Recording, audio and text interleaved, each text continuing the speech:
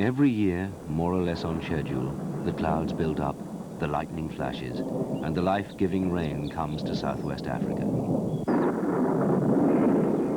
Every living thing depends on the rains breaking.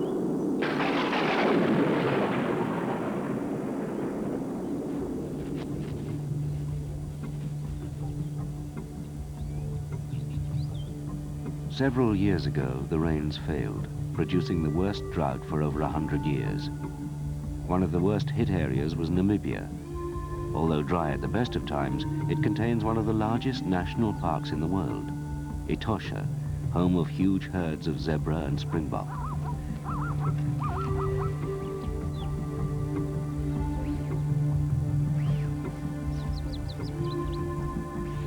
Etosha is also famous for its lions. When the rains come on time, the grass grows and the prey animals become fat and plentiful. The lions are sleek and plentiful also.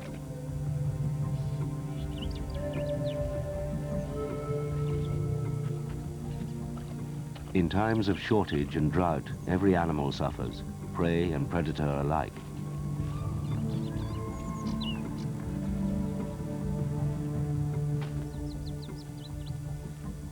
As the major predators, the lions of Etosha are at the very end of the food chain. The effects of a freak drought are desperate. When the rains fail, their prey dies or moves away.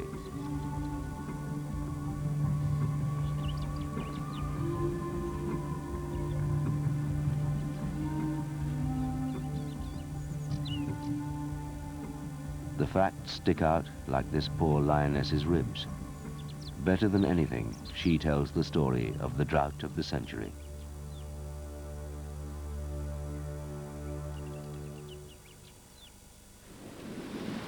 The worst drought of the century was caused by a warm current in the central Pacific called El Niño.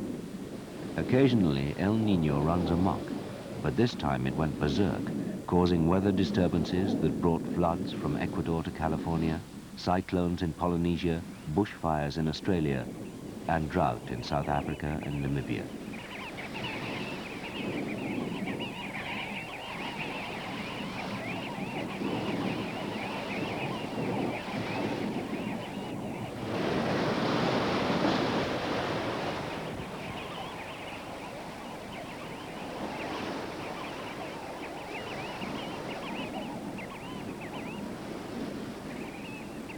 When the drought first made itself felt, the plains animals of Etosha coped with it as they'd always done. The zebra are expert at making use of sun-dried vegetation. In such conditions, kudu both browse and graze on whatever they can find. So do eland, the largest of all the antelope.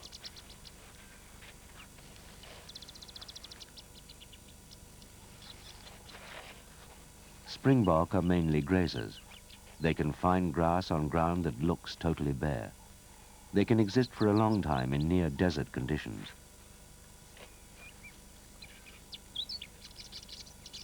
Warthogs solve the problem by grubbing for roots and tubers below ground level. Giraffe are better off than most, at least in the early part of a drought. Many of the trees on which they feed are deep-rooted and find water far below ground. This one still bears a few leaves on which the giraffe can feed.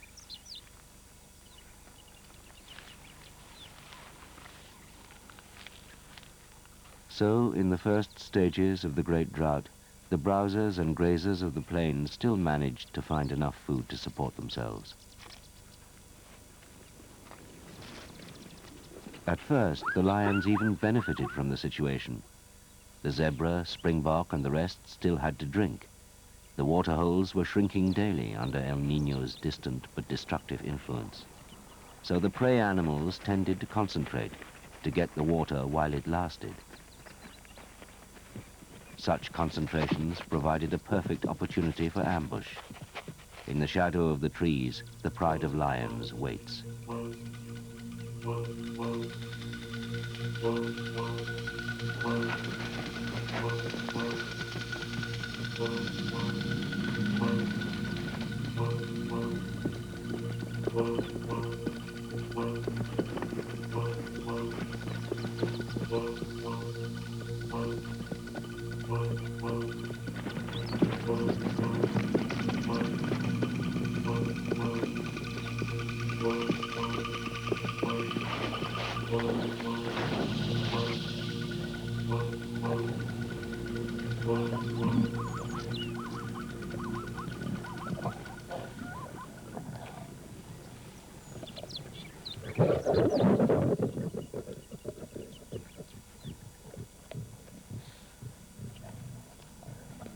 After 9 rainless months, there's still plenty of easily available food about.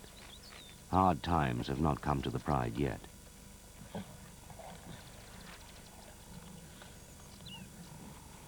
The smaller the waterhole, the easier the ambush.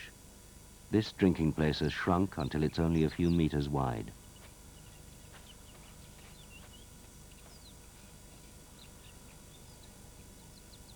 It's much used by kudu, but they're extremely cautious antelope.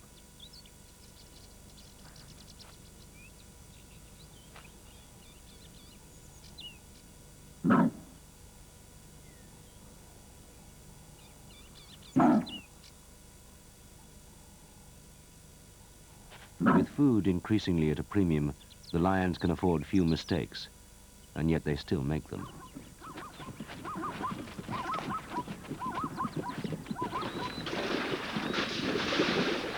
An action replay shows how easy it is to trip and ruin a hunt.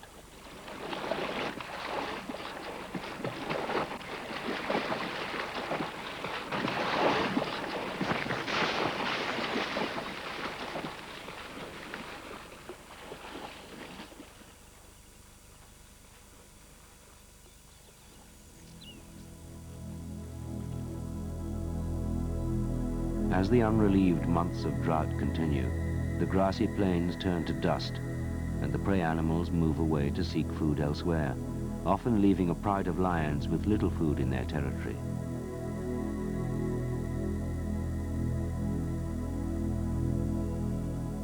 Zebra and springbok, hartebeest and giraffe don't set territories or even home ranges. They move where the browsing and grazing is greenest, or in time of drought, where they can at least find something to eat.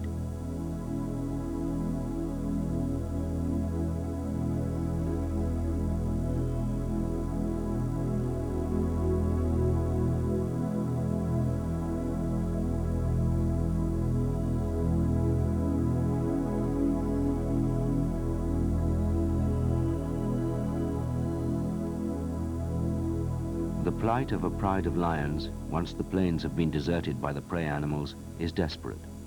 The pride is tied to its territory. If it tries to follow the game, it may find itself in conflict with resident prides in the area to which the herds have moved.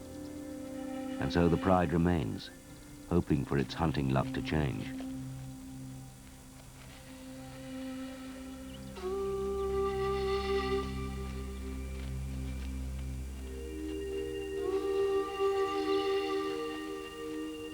Unless the pride makes a substantial kill very shortly, this lioness may soon die.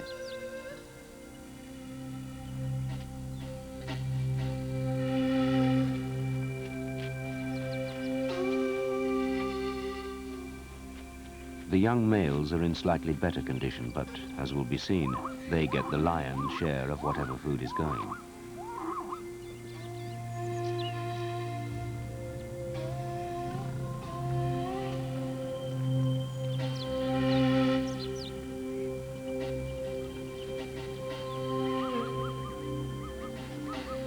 Unexpectedly, some zebra show up, but even the lion closest to them hasn't the stamina to give chase.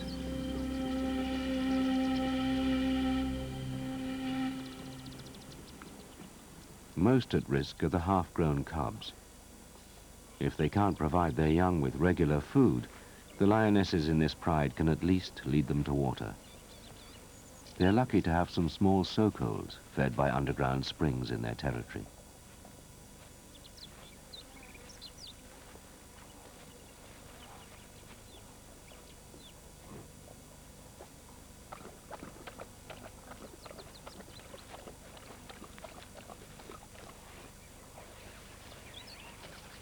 The herds have moved away from the plains, and though the drought is biting hard with them, antelope, like the roan and the red hartebeest, still look in comparatively good condition.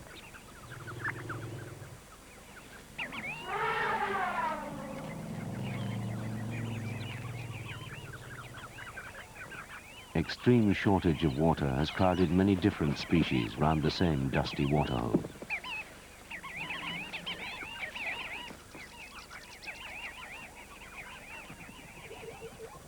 These are hemsbok, dry country antelope, that normally get their moisture from the vegetation they eat. A springbok, usually a grazer, is thankful to find a leaf on which to browse.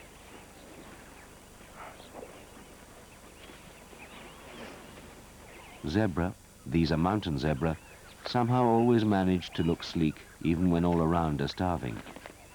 You'd think they'd want to drink what little water there is, rather than roll in it, muddying it for themselves and their companions. But it's a way of keeping cool and easing the irritations of parasites.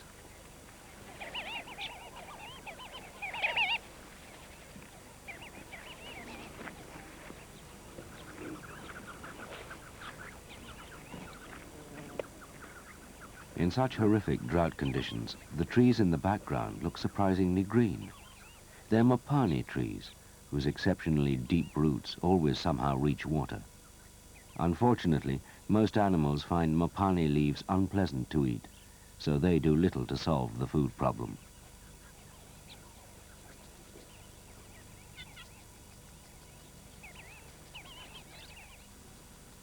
Back on the empty plains, the pride still makes its daily trek to the soak holes for water.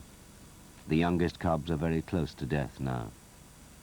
A kill must take place soon if they're to survive many days more.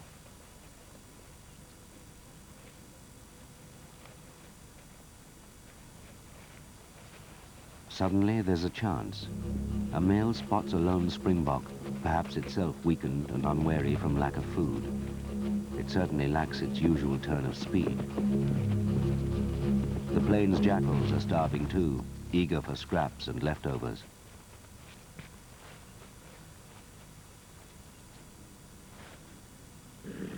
Now it can be seen why the males are in better shape than the lionesses and cubs. The male in possession fights a lioness off. He wants it all for himself.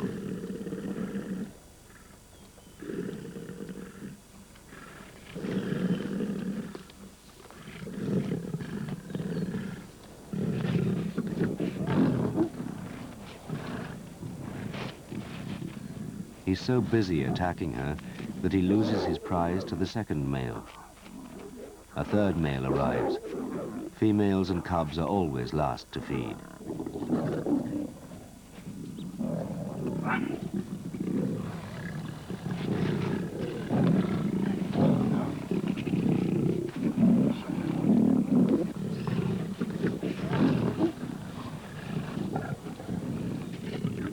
Her emaciated flanks show how little gallantry there is among a starving pride of lions.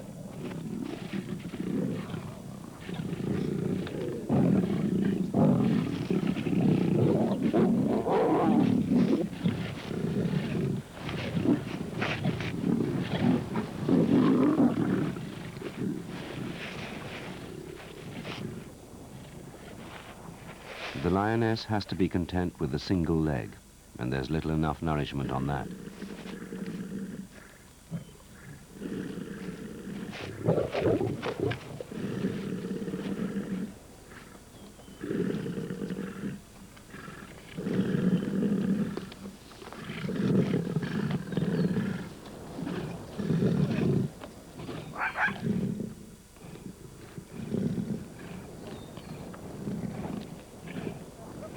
In normal conditions, a jackal would never take such a liberty with a feeding lion.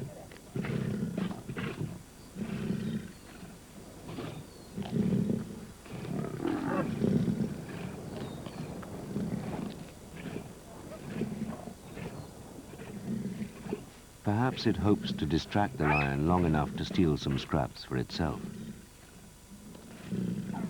Instead, the poor starving lioness is reduced to playing the role of jackal, looking for scraps from her lord and master's table. In the end, the pied crow does almost as well as the lioness. She makes a half-hearted attempt to scavenge off the scavengers.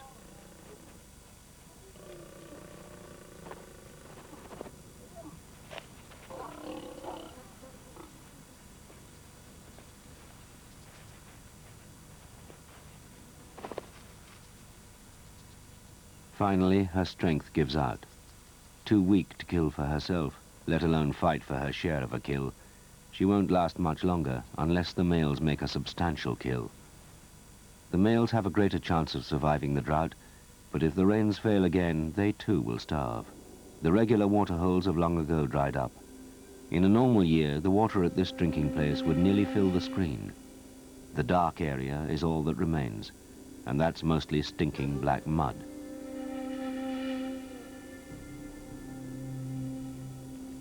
A little spring water sometimes seeps through among the stones around the edge.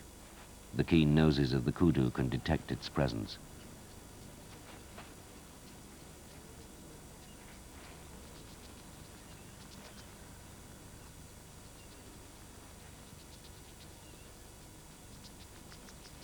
A plain zebra knows the water is just below the rocks and paws with its hooves in an attempt to reach it.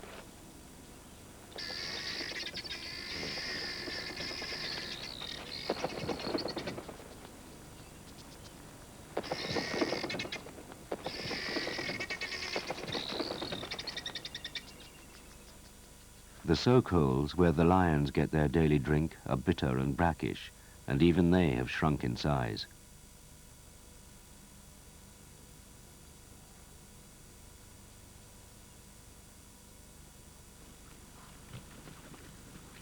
Animals of many species come from miles around to drink here.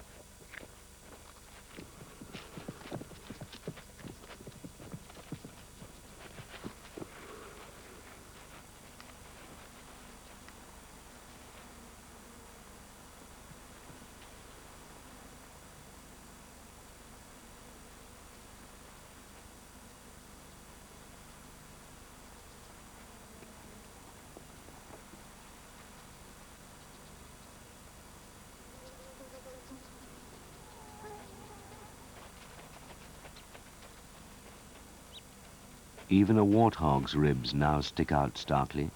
He's in the middle of the food chain, as is the baboon. As predators, the lions are on the end, the thin end. Now, as the drought moves into its second rainless year, only the deep-rooted mopane trees can find any moisture. Their distasteful green leaves offer a promise they can't fulfill. Only a really desperate animal will browse on them.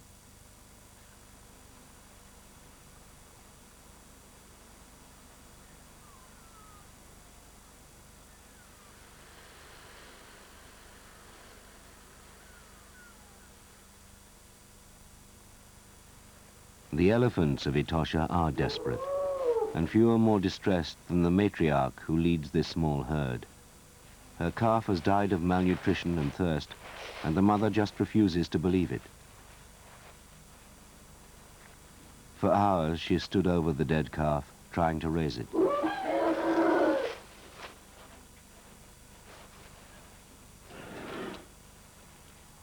Gradually, the other members of her herd move away, until she's left with an older calf and the dead infant.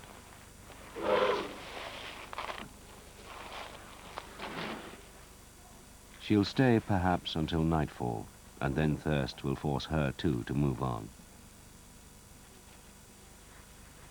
The western part of Etosha is dry even when the rains do come on time. There, the park authorities have provided wind pumps to raise deep-lying water to fill drinking tanks and troughs, but only a limited number of animals can use them.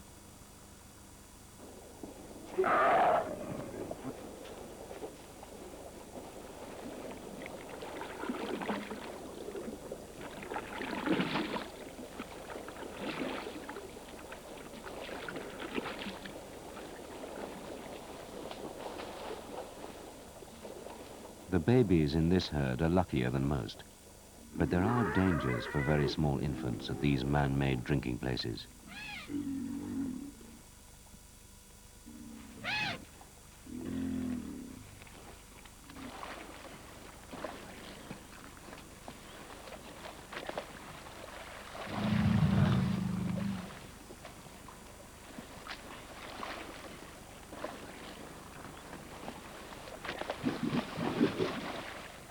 The loving care elephant mothers show their infants is wonderful to behold. This time the baby is saved. It's tottering on its feet, though probably not from its recent escape from drowning. It's only a few days old. It seeks comfort and a feed from its mother. She reassures it by touching the baby with her trunk.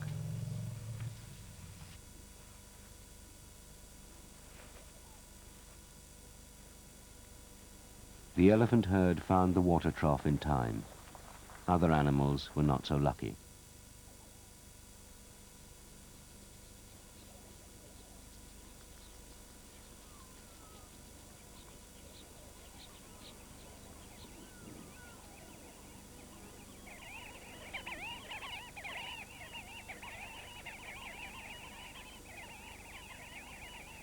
There are always some beneficiaries of a wildlife disaster. For vultures, drought can be a time of plenty.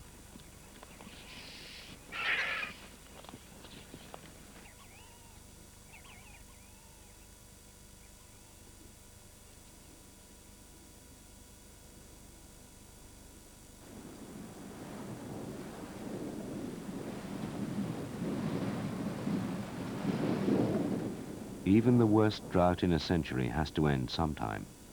But when it ends, there'll be very few of the pride we saw in its prime at the start of this program left to benefit from the coming of the rains.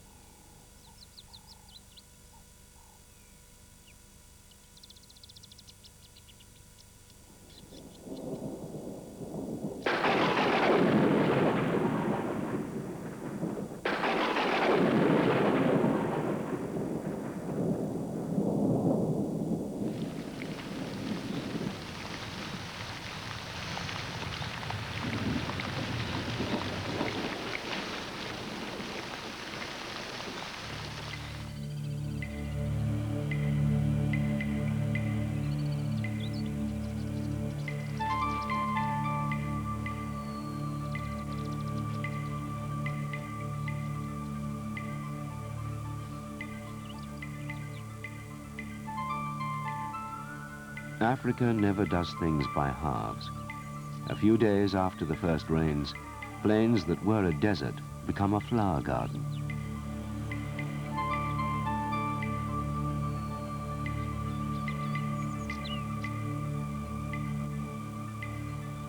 The grazing animals are suddenly surrounded by plenty. They'll start to breed almost at once, and their numbers will soon build up. But it will take longer for the pride of lions, because they took the full, withering force of the drought of the century.